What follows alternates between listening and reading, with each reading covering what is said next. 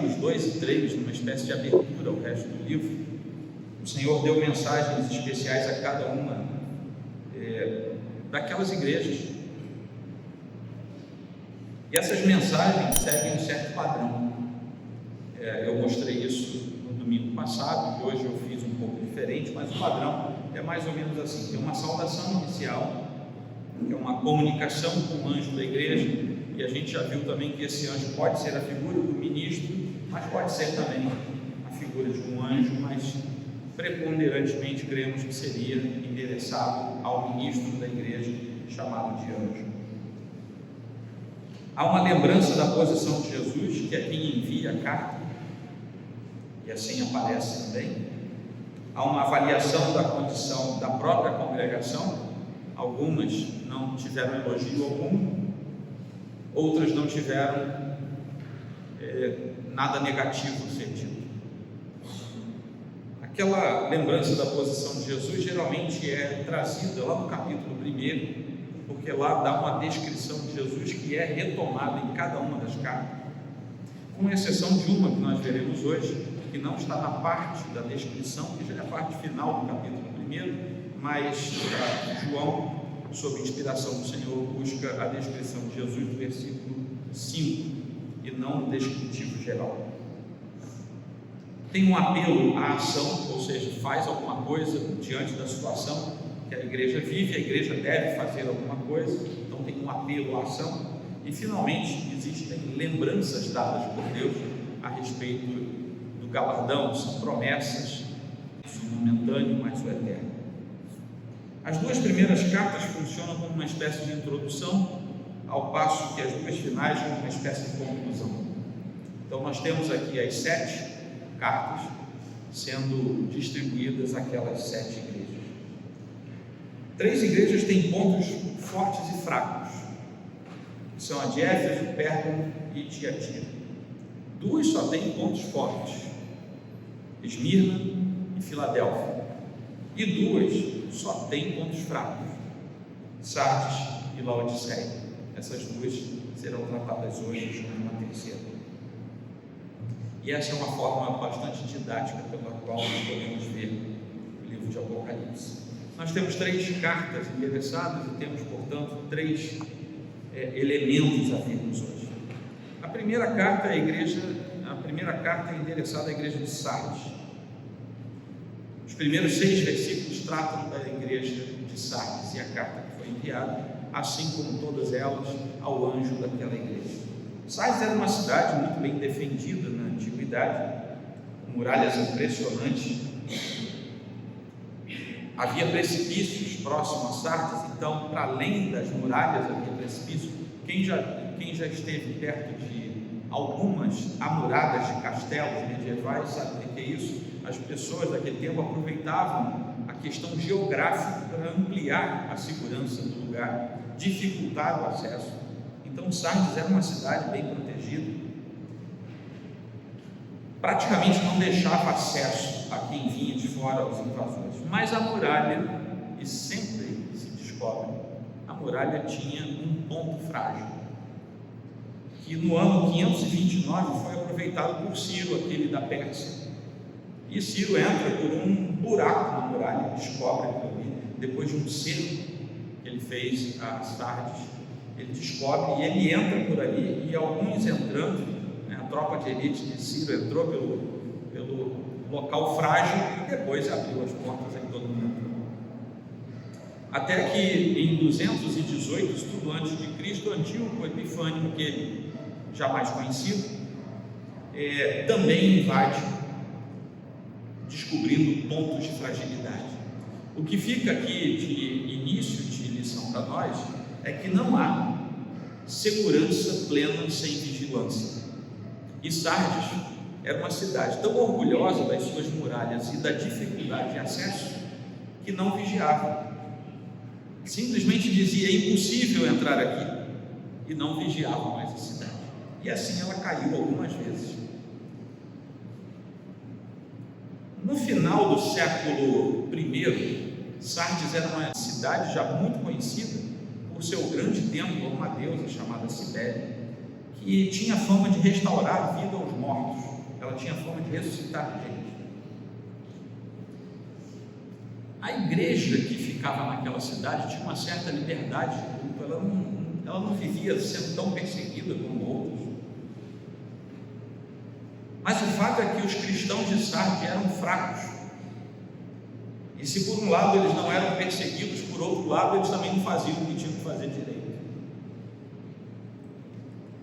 Até que chega um momento em que se conclui, os comentaristas concluem que não só Cibele, como havia outros templos famosos lá, Zeus Lídio, a Hérates, a outros deuses do panteão romano, eles não eram ameaçados pela pregação do Evangelho.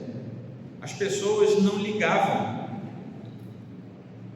porque a pregação do Evangelho era uma coisa tão fraca em Sardes, que os outros cultos não se sentiam ameaçados. Portanto, a igreja também não era perseguida. Então ela não era perseguida porque era fraca, e continuava sendo fraca, e por isso não fazia o que tinha que fazer.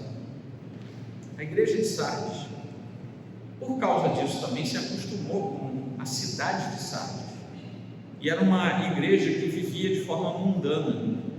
Ela se acostumava, ela era mais ou menos aquela igreja que vira para o lado e diz assim: isso aqui não faz mal não, sabe? Você deve conhecer crente que olha para o lado e diz: isso não faz mal, e continua pecando descaradamente diante de Deus. Ela entendeu muito bem quando João escreveu para ela, aquelas palavras que o Cristo ordenou, de que ela precisava vigiar. Porque é curioso, porque eu falei isso na semana passada, que as admoestações e as observações que eram feitas com relação a cada igreja tinham a ver com cada cidade onde elas estavam implantadas. Isso é muito curioso. Ela tinha fama de estar viva, isso é dito aqui na carta, mas de fato era uma igreja morta. Jesus Cristo se mostra a essa igreja, ele se apresenta como aquele que tem os 7 Espíritos de Deus e as 7 estrelas. E nós vimos isso lá no capítulo 1, que isso representa a própria presença do Espírito Santo, que é assim que ele vai aparecer ao longo do Apocalipse. O nome do Deus Espírito Santo não vai ser registrado em Apocalipse. Nós temos elementos simbólicos do Espírito Santo. Então, lá no capítulo 1, versículo 16, nós vemos, na mão direita ele tinha 7 estrelas, e da sua boca saía uma espada afiada, o rosto brilhava como o sol na sua força. Então nós temos a primeira descrição, e aqui ele aparece novamente, aquele que se manifestava sobre a igreja. Sardes estava naufragando, prestem atenção nessa palavra. Sardes era uma igreja que estava naufragando na sua letargia. Vocês sabem o que é letargia, não sabem? Leseira, malemolência, preguiça. Meus irmãos, a igreja de Sardes é um retrato muito parecido da igreja do século XXI, em que quando você, como liderança da igreja, olha para a igreja, você tem meia dúzia de gente que não é letárgico, mas quando você clama: vamos fazer a obra de Deus, a enorme maioria dos crentes do século XXI é como um crente de Sardes, é letárgico. E a letargia acontece na mente e no coração dos crentes, porque antes deles olharem para o Senhor da obra, o Senhor da igreja, e para a própria igreja com a qual devem ter comunhão, eles olham para si mesmos. Então eles ficam com cara de quem está vivo, mas na verdade são mortos, igual as igrejas de Sardes.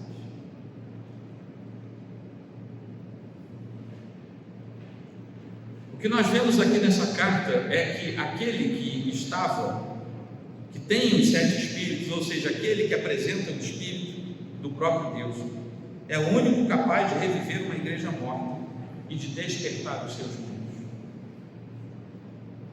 Jesus instrui o Espírito a que o torne conhecido tanto entre os crentes quanto entre os ímpios, e que passe então a reavivar a chama da renovação nas igrejas que estão morrendo. Essa é a mensagem de Jesus Cristo para a igreja de Sardes. Aqui no nosso país nós ainda não vemos muitos templos fechados transformados em outras coisas, Mas se você der uma volta em alguns lugares do mundo, você vai ver um monte de templo, alguns deles que a gente fica assim, meu Deus, por que isso aqui não pode ser transportado lá para a minha igreja e virar o nosso templo, de tão bonito que aquilo é? Alguns templos com 1.200 anos de história, que hoje são bares, hoje são boates, hoje são locais de striptease, onde o povo de Deus se reunia, hoje há outras coisas. Igrejas locais morrem. A igreja do Senhor não morre, mas igrejas locais morrem. E um dos indícios de que uma igreja está afundada na direção da morte é a sua letargia. E de tanto ficar letárgica, um dia ela morre.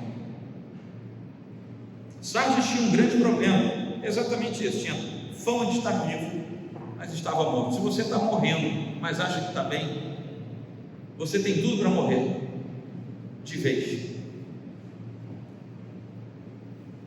O pessoal de antigamente tinha pavor de ir a médico, não é assim? Os homens de hoje não, eles já vão a médico regularmente a cada 6 meses, não é? Homens, não é verdade?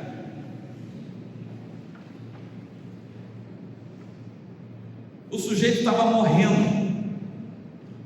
Se não chegassem os filhos, quase que com camisa de força, não conseguiam levá-lo ao médico. E ele morria muitas vezes. Um dos problemas que nos conduz à morte é achar que está vivo, que a gente pode não estar tão vivo quanto imagina.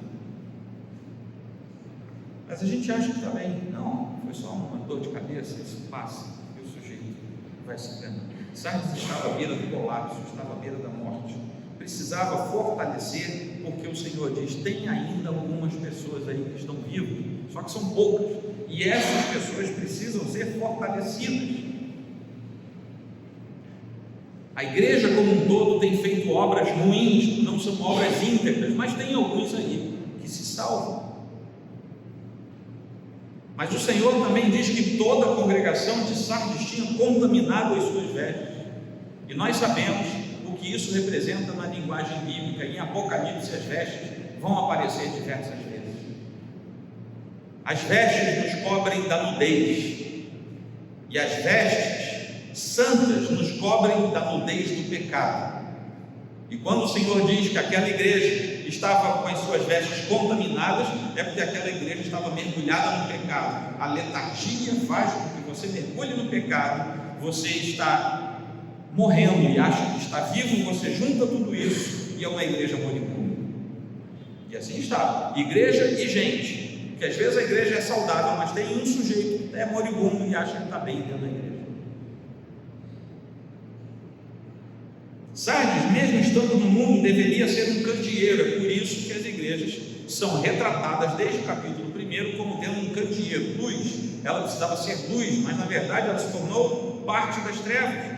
Nem judeus, nem gentios pareciam perturbar Sardes, mas Sardes não se contentou com isso e afundou nos seus problemas. Era uma igreja que tinha forma, era uma igreja que tinha liturgia, era uma igreja que tinha aparência, era uma igreja que tinha nome,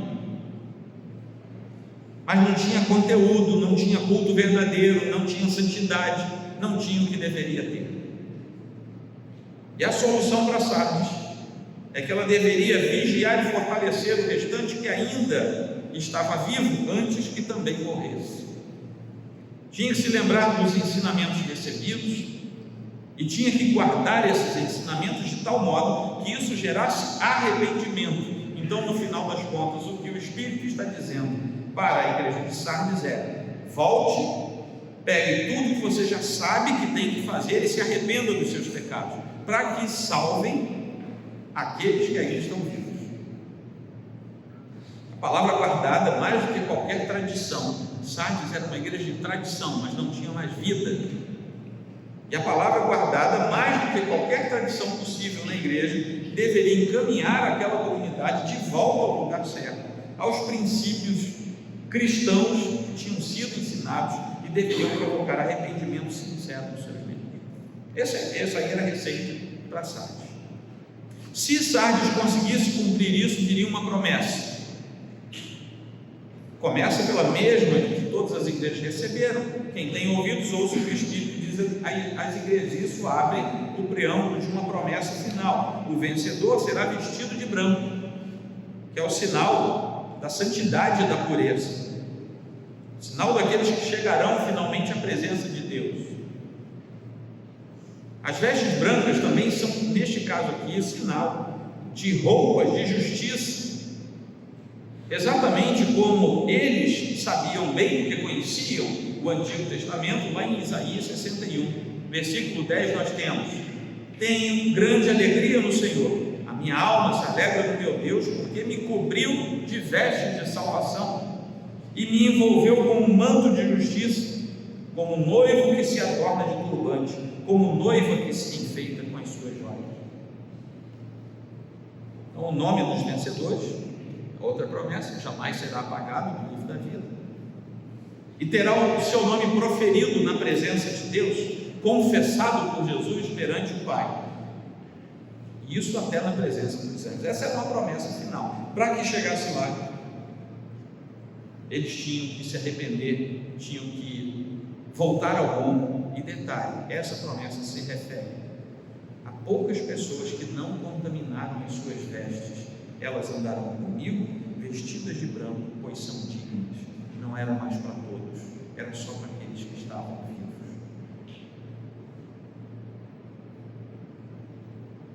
Isso é difícil, meus irmãos, porque aquela igreja já estava de tal maneira mundanizada que ela não tinha mais solução.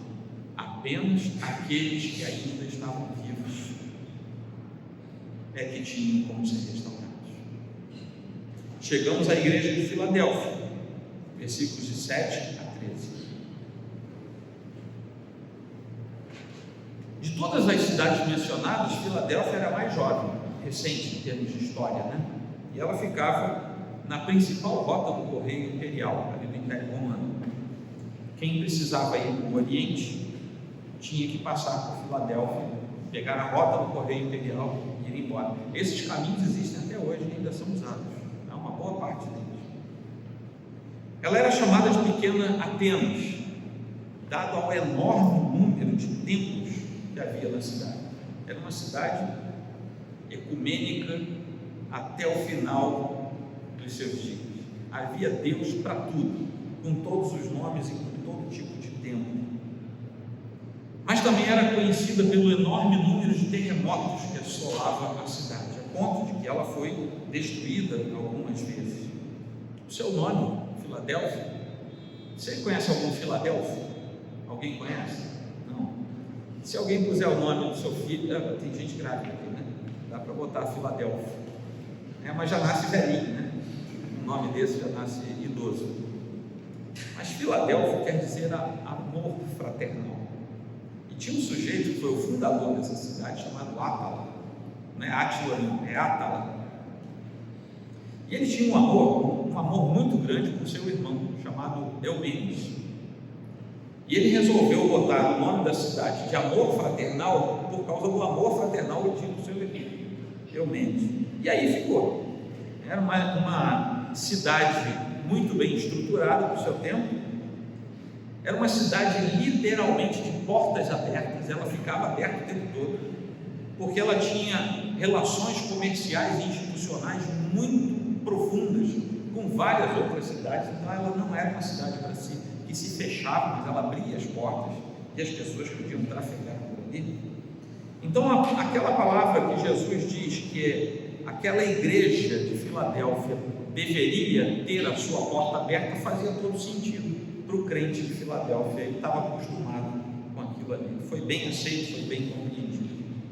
A partir do ano 17 depois de Cristo, essa cidade começa a mudar de nome toda hora, um monte de coisa acontece. E um dado curioso é que era uma cidade rica, e suspeita-se que as pessoas da cidade também tivessem, da igreja também tivessem algum poder aquisitivo.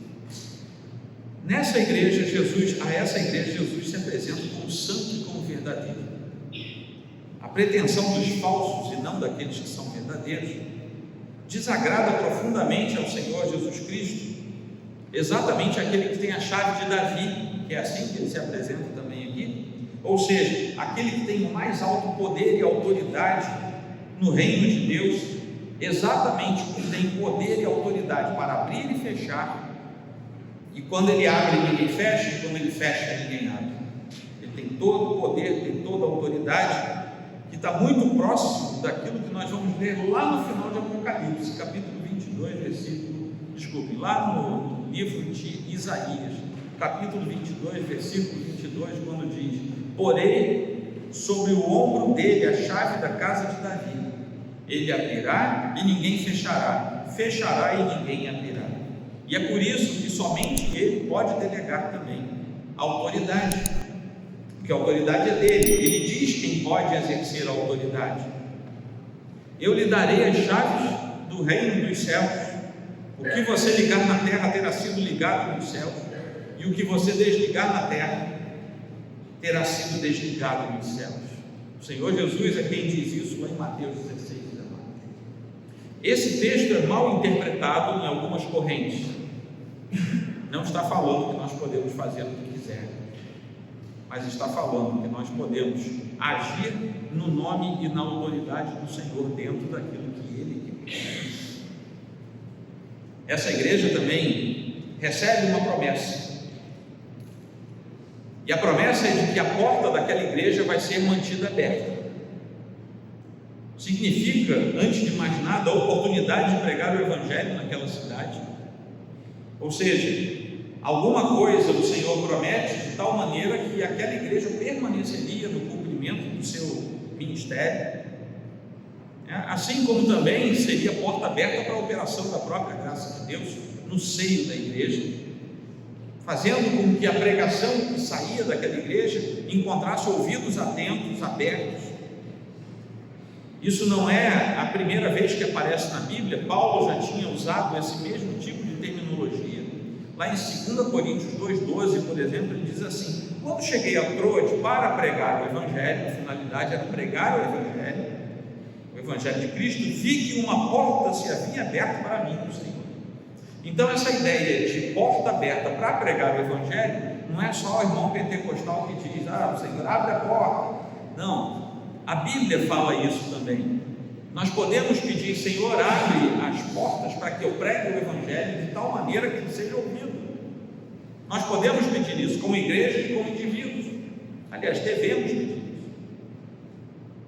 O próprio Paulo também, em outra ocasião, orando ao Senhor, vai pedir ao mesmo tempo: orem também por nós, para que Deus nos abra uma porta à palavra, a fim de falarmos do mistério de Cristo, pelo qual também estou algemado. Colossenses 4:3. Então havia essa concepção no primeiro século, de que uma porta aberta poderia significar, e geralmente significava, a oportunidade de pregar o Evangelho e buscar no Senhor a resposta favorável à pregação do Evangelho. Não é só pregar, é ter ouvidos de volta para a pregação. E a igreja de Filadélfia recebe 2 elogios da parte do Senhor. Primeiro é que eles guardaram a palavra de Deus, e que eles também foram fiéis e não negaram o nome do Senhor. Aquela igreja era uma igreja pequena aos olhos humanos, mas era grande aos olhos do Senhor. Ela guardou a palavra da perseverança, foi fiel ao Senhor, e ao que tudo indica, o testemunho que aquela igreja dava na sociedade de Filadélfia foi um testemunho vigoroso até quando aquela igreja ou aquela cidade não teve mais a presença da igreja.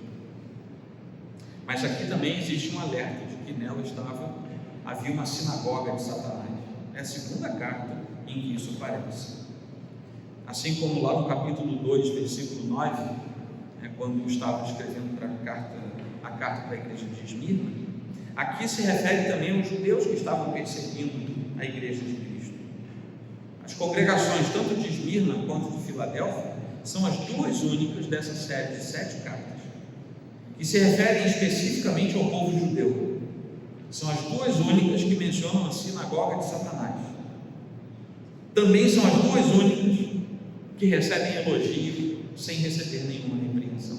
Então essas duas igrejas, Esmirna e Filadélfia, são duas igrejas muito peculiares nesse sentido.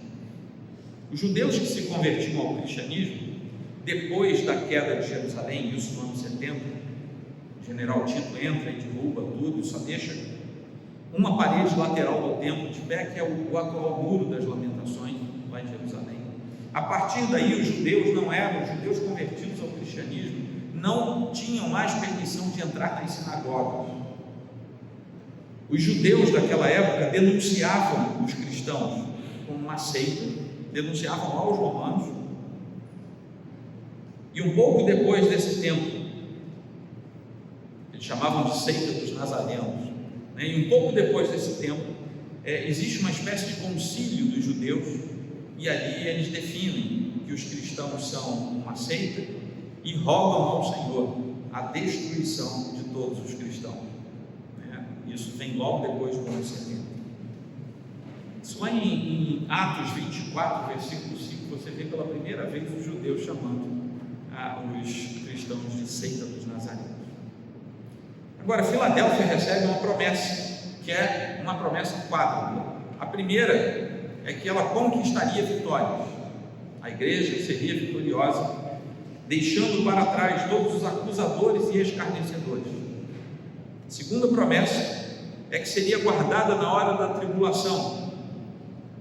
Ela seria poupada de várias questões na hora da tribulação.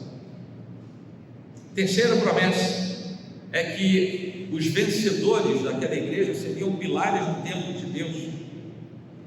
Nós sabemos que o pilar é algo permanente. Você não pode tirar um pilar da nossa igreja, porque ela desmorona. E quando vem essa figura de que eles seriam pilares do templo de Deus, quer dizer, vocês para todo sempre estarão lá conosco, como Senhor. E a quarta é que Cristo escreveria o nome do vencedor, sobre o vencedor o seu próprio nome, o nome de Deus e o nome da nova Jerusalém que descia da parte de Deus. Ou seja, aquele vencedor teria a segurança eterna e a marca eterna do pertencimento a Deus e à cidade santa. Boas essas promessas. Se a gente tivesse que escolher algumas dessas igrejas, essa era uma boa igreja para estar lá. Finalmente chegamos à igreja de Laodiceia. São os últimos versículos a partir do 14.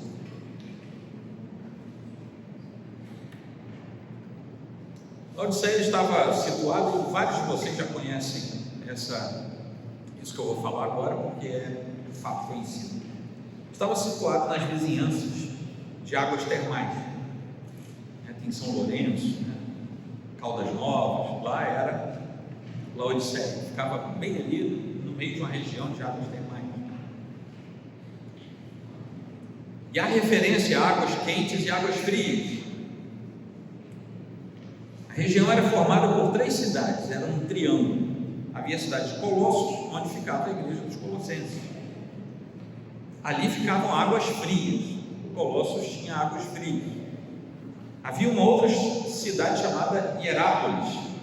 Hierápolis era uma outra cidade de águas termais, só tinha águas quentes. E havia um aqueduto que descia dessas 2 cidades, no meio do caminho se juntavam, além de águas correndo naturalmente, havia um aqueduto. E obviamente, quando você tem água quente e água fria misturadas, o que acontece? As águas ficam mornas, e elas chegavam mornas até a cidade de Laodiceia. As pessoas procuravam essas 3 cidades para o uso medicinal das águas, e as pessoas se davam muito bem com a água quente e com a água fria, mas a água morna de Laodiceia era intragável. O sujeito até entrava nela, devia ser até bom, não era nem muito quente nem muito frio, mas ela era intragável. A água não era boa o seu uso direto. Tinha até o uso medicinal, mas era muito ruim, era intragável. E Jesus compara essas águas mornas aos crentes da igreja de Laodiceia. Eu espero que aqui entre nós não tenha ninguém misturando água quente com água fria, mas era isso que estava acontecendo lá em Laodiceia.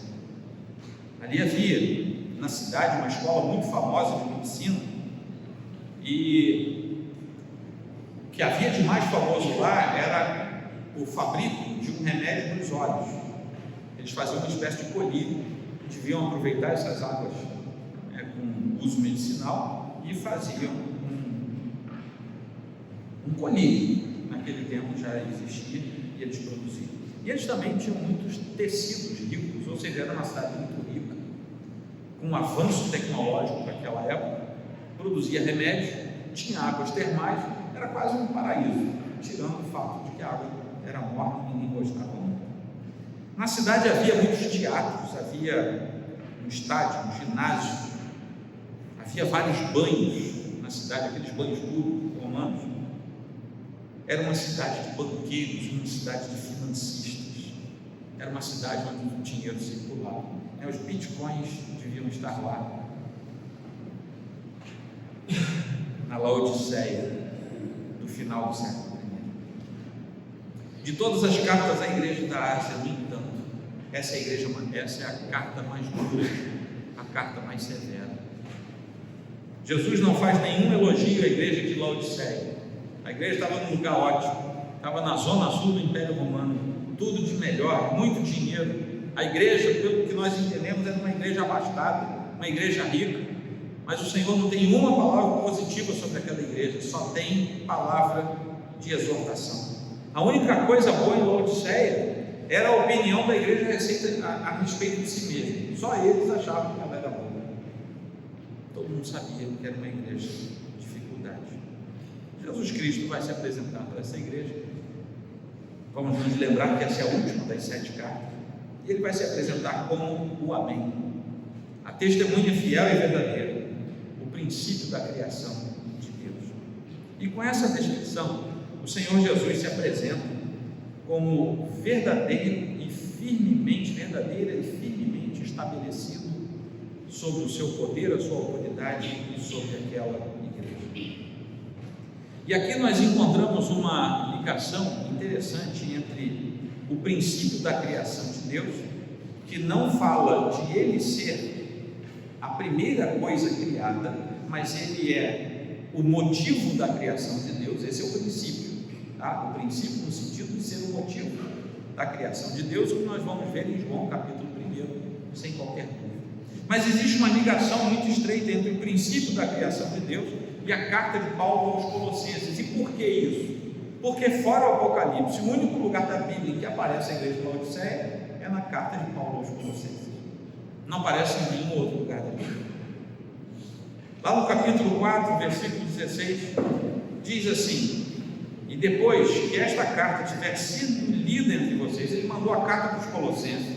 E vejam só o que Paulo diz: vocês vão ler a carta que eu estou mandando para vocês, depois que vocês terminarem de ler essa carta, que seja lida também na igreja dos Laodicenses. A carta de Paulo aos Colossenses devia ter uma travessão, né? Epístola de Paulo aos Colossenses / Laodicenses, porque era a instrução de Paulo: leiam essa carta e assim que vocês tiverem lida, mandem para Laodiceia, para que seja lida lá também para aqueles irmãos. E vocês leiam também a carta que vier de Laodiceia. Ou seja, Paulo enviou uma carta para a igreja de Laodiceia, que não foi considerada inspirada pelo Senhor, ou seja, muitas cartas foram escritas pelos apóstolos e até por outros pastores da época. Mas a carta de Paulo aos Laodicenses não era uma carta inspirada, não está no cânon. No entanto, nós sabemos que ele escreveu, porque ele próprio diz, e diz assim: eu mandei uma carta para vocês em Colossos, assim que lerem, mandem para Laodiceia. E eu mandei uma para Laodiceia, e quando eles terminarem de ler, vou mandar para vocês lerem também. Existia uma relação profunda.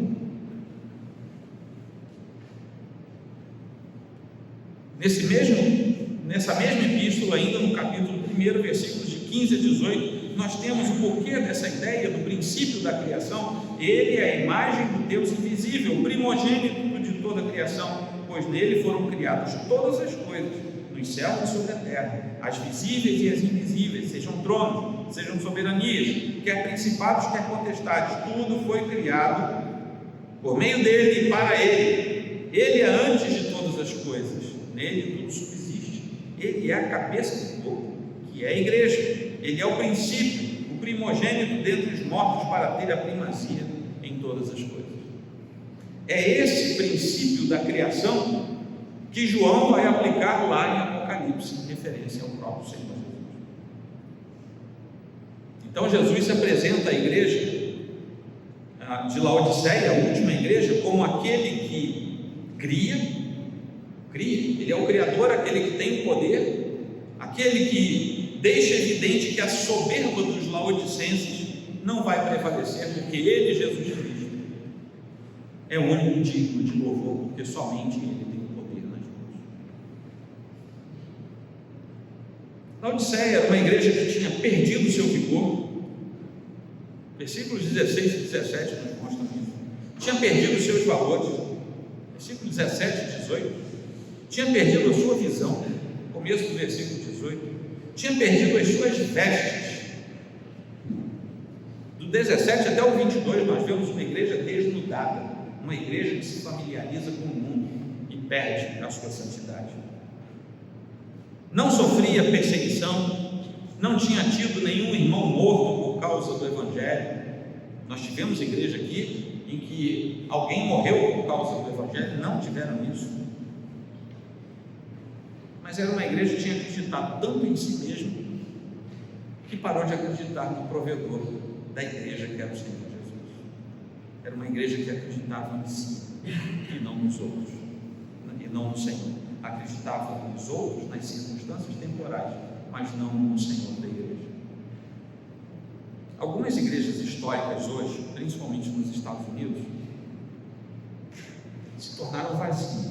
Tem 2 ou 3 velhinhos dentro da igreja, templos belíssimos, inclusive presbiterianos, de denominações que se tornaram liberais, totalmente liberais na sua teologia. Mas são igrejas que não fecham as portas, porque o patrimônio é tão grande, acumulado ao longo de 200, 250 anos, é um patrimônio tão grande que eles ainda conseguem ficar lá aplicando dinheiro, conseguem ficar lá mais 100 anos, se o Senhor permitir. São igrejas que confiam naquilo que têm, mesmo olhando para os lados e sabendo que já morreram.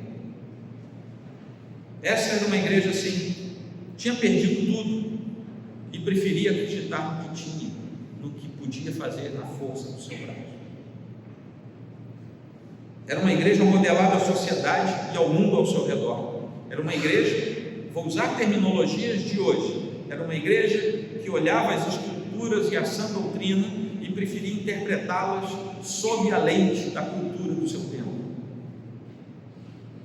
Laodiceia era a típica igreja pós-moderna dos nossos dias, que olha o que está acontecendo ao redor e prefere adaptar a doutrina da Escritura ao que está do lado de fora. Vai morrer. Era uma igreja que não fazia qualquer diferença em Laodiceia. Se aquela igreja fechasse as portas ou mantivesse abertas as suas portas, ninguém notaria, não fazia diferença. Era composta, ela vivia a enganar a si mesma dizendo que era muito boa, mas era no fundo composta por gente infeliz, gente miserável, gente pobre, gente cega e gente nua. E não era pobre de dinheiro, não era pobre de espírito, pelo que a gente está vendo aqui. Laodiceia se parecia muito com Efraim. Lá no livro do profeta Oséias, capítulo 12, versículo 8, vejam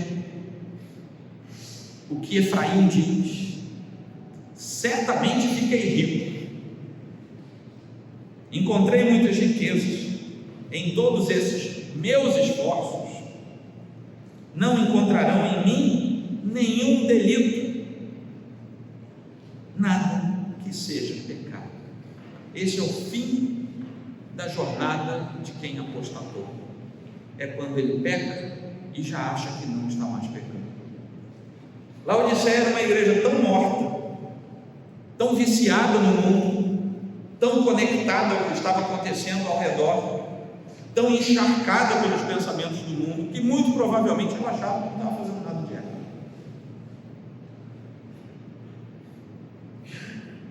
Laodiceia fazia coisas que pareciam corretas, mas que no fundo serviam para esconder os seus pecados, suas omissões, até o ponto de não acharem mais que o pecado era pecado. Jesus oferece a verdadeira riqueza em lugar da miséria espiritual, aquilo que é descrito pelo apóstolo Pedro na sua primeira epístola, no capítulo 1, versículo 7, muito mais preciosa do que o ouro perecível, mesmo apurado pelo fogo. Isso para quê? Para que resulte em louvor, glória e honra na revelação de Jesus Cristo. É por isso que Jesus diz no versículo 18: eu aconselho, falando para a igreja de Laodiceia, eu aconselho que você que acha que é rico, compre de mim ouro refinado pelo fogo. Esse ouro refinado pelo fogo é esse aqui que Pedro fala lá na sua epístola. Oferece a eles roupas brancas, porque eles estavam nus. A nudez do pecado precisava ser coberta, e precisava ser coberta com santidade. O que cobre o pecado é a veste branca da santidade, e assim não ficariam mais expostos à vergonha. Bem-aventurado aquele que vigia e guarda as suas vestes, para que não ande nu e não se veja a sua vergonha, diz a Escritura. E finalmente vai oferecer o colírio. Olha só como é que tudo isso está conectado à realidade da igreja e até da cidade. Vai oferecer o colírio para que eles vissem a realidade do seu próprio delito, do seu próprio pecado, em relação com a própria cidade, que tinha uma fábrica de colírio. Então eles entenderam muito bem essa mensagem. E a igreja recebe uma exortação muito dura. O próprio Senhor Jesus diz que fazia isso porque disciplina aquele a quem ama.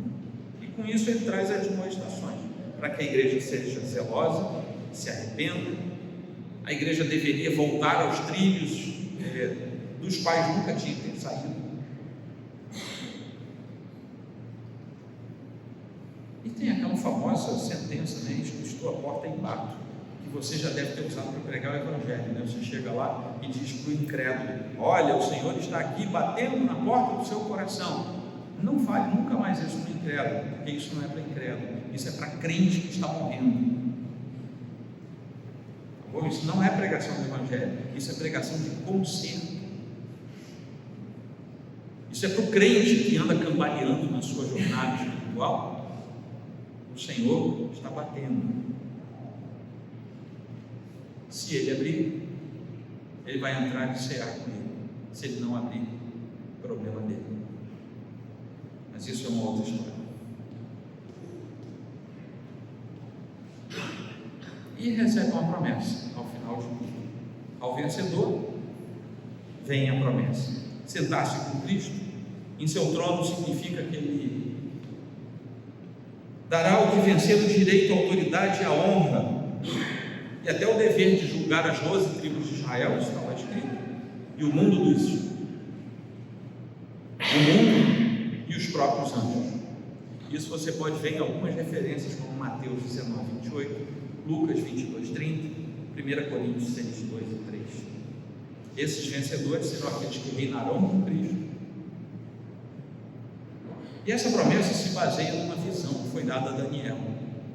Daniel capítulo 7, versículo 27.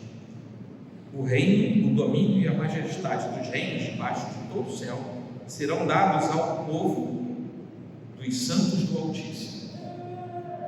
O seu reino será um reino eterno e todos os domínios o servirão e lhe obedecerão. Jesus já venceu a morte, já conquistou todo o poder, e agora ele promete o mesmo a quem vencer. Porque tudo aquilo que o Senhor fez, didaticamente nos mostrando o caminho, é para nos dar também na eternidade. E a última carta encerra dizendo exatamente aquilo que as 7 cartas trouxeram para as 7 igrejas. Quem tem ouvidos,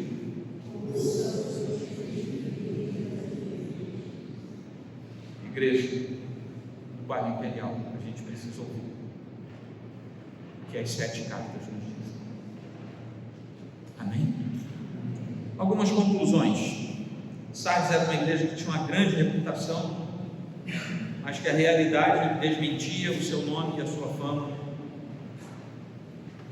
E nós precisamos aprender que não podemos descansar no nosso passado. Nenhuma igreja pode se fiar na sua história, na sua tradição.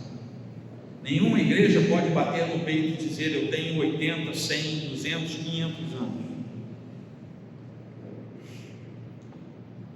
As igrejas vivem por causa do seu serviço hoje ao Senhor, não por causa do seu passado. O passado nos ensina e nos faz adorar a Deus pelo que Ele já fez, mas uma igreja é medida pelo que ela faz hoje. Segunda conclusão é que as duas igrejas que não foram criticadas, Esmirna e Filadélfia, como eu falei para vocês, eram as igrejas que sofriam a maior perseguição das 7. As maiores perseguições estavam sobre aquelas que não foram criticadas. Aí eu pergunto: será que é preciso a gente entrar em perseguição?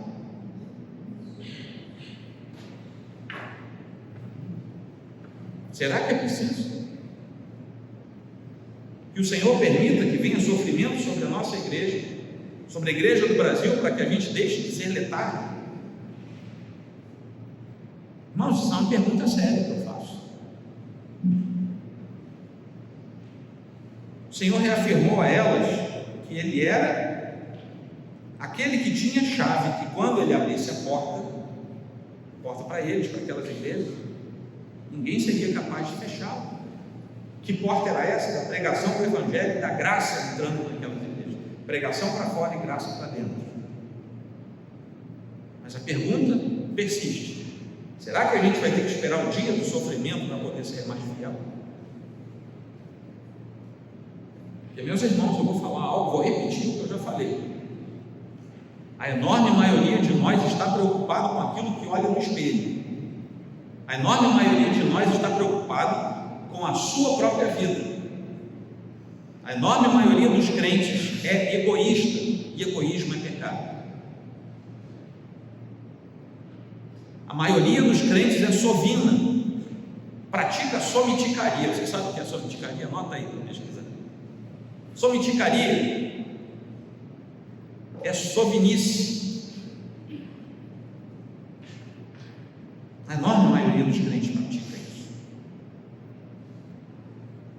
Quando o sujeito é fiel ao Senhor nas suas finanças, ele quase geme. Ai, meu Deus! Ele quase isso. Ele é fiel na marra. Estou falando de todos, mas a maioria, né?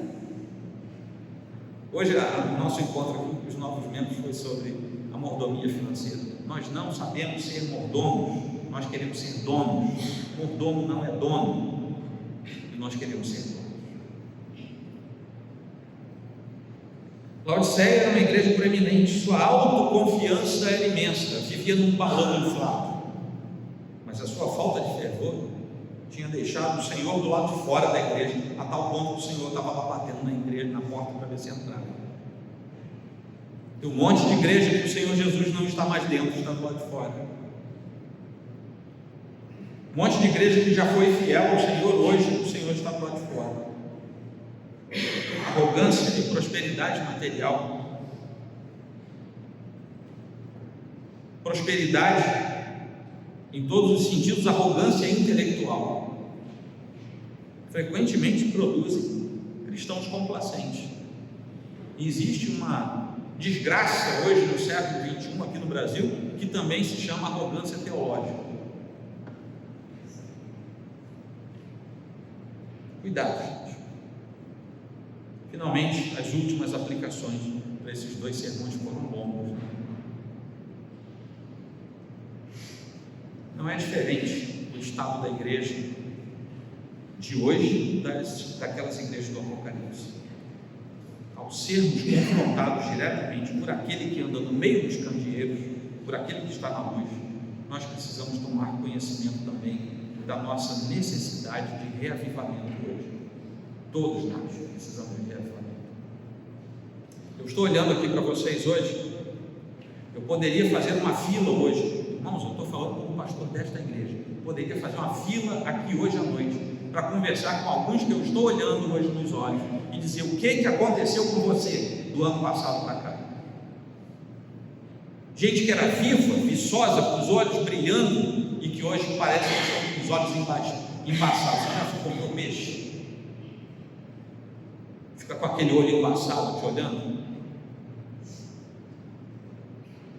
Isso é uma desgraça no coração do pastor. Agora eu não quero nem saber como é que fica o coração de Deus. Se eu, que sou tão pecador quanto vocês, fico contristado, você imagina o coração de Deus. E pode gelar a espinha, passa um gelinho na espinha de vez em quando, pode gelar, eu tomara que, sabe, eu espero que a sua espinha gele, para que você seja despertado. Saia dessa coisa, parece que atolou o pé numa lama e não sai mais. Meus irmãos, nós temos que acordar. O dia está chegando, a trombeta vai soar. O que é que nós temos para entregar ao Senhor? Estou falando de salvação, não estou questionando a sua salvação. Estou dizendo, será que como Laodiceia a gente prega e não faz mais sentido? A minha vida faz algum sentido nesta vida, neste mundo? Para que você serve para o reino de Deus?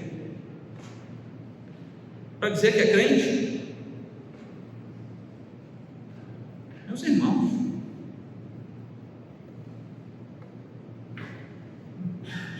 a gente precisa orar por um despertamento verdadeiro, para a gente não ficar cochilando.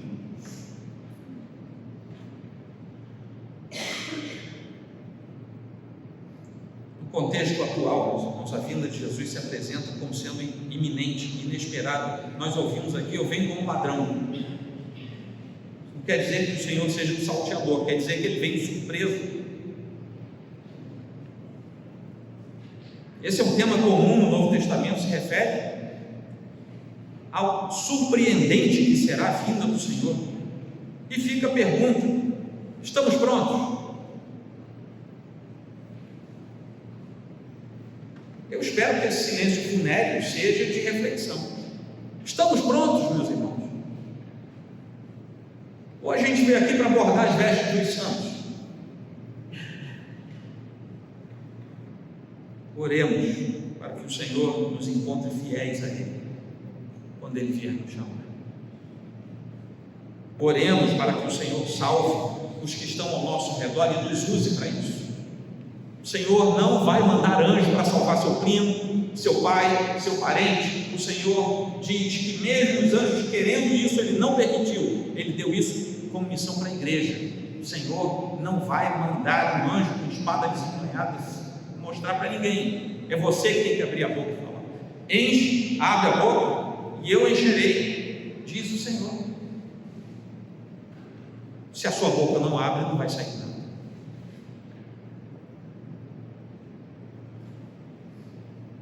Estão gostando? Porque eu estou junto com vocês nessa. Quando eu venho aqui trazer o sermão, isso aqui já me bateu. Senão não posso pregar para vocês, aí eu seria hipócrita. Terceiro, o evangelho que pregamos e vivemos não impacta mais ninguém. Porque pode ser que alguém pregue, só que o testemunho de vida do sujeito é tão miserável que ele pode falar, ele pode pregar igual o Spurgeon, não vai mais fazer impacto, porque a vida dele está falando outra coisa. Se não impacta mais ninguém, eu vou dizer de quem é a culpa. É sua e é minha, é nossa. Porque o evangelho mal administrado, ele sofre quando chega aos ouvidos do mundo. Então a gente precisa orar para que o Senhor abra as portas, para que preguemos o evangelho, para que tenhamos ouvidos atentos à pregação do evangelho. Vamos sim nos lembrar em oração de pessoas que precisam do Senhor como seu Salvador. Orar por essas pessoas pedindo: Senhor, amacia esse coração. Aí você vai lá em oração e prega o evangelho. E a última coisa, que é um texto bíblico para a gente encerrar essa parte aqui. Judas, não o que era o Iscariotes, não o traidor, mas o outro, perguntou certa vez a Jesus: por que razão o Senhor se manifestará a nós e não ao mundo? Jesus respondeu: se alguém me ama, guardará a minha palavra, e o meu Pai o amará, e viremos para ele e faremos nele morada. Amém? Você vai inclinar a sua fronte e você vai refletir sobre o que você ouviu. No final da sua reflexão, você vai se lembrar de alguém ou algumas pessoas que você conhece que não são salvas. Você vai orar por essas pessoas hoje e você vai pedir ao Senhor que o Senhor prepare aquele coração e que o Senhor prepare o seu coração para você pregar o Evangelho.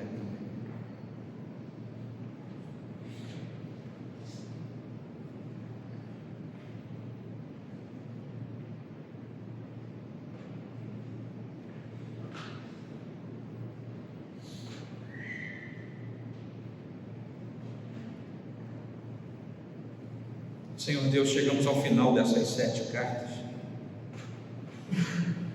e quanta coisa nós temos que aprender para nós, de quantos pecados precisamos nos arrepender, mas também, Senhor, quantas promessas nós temos para nós.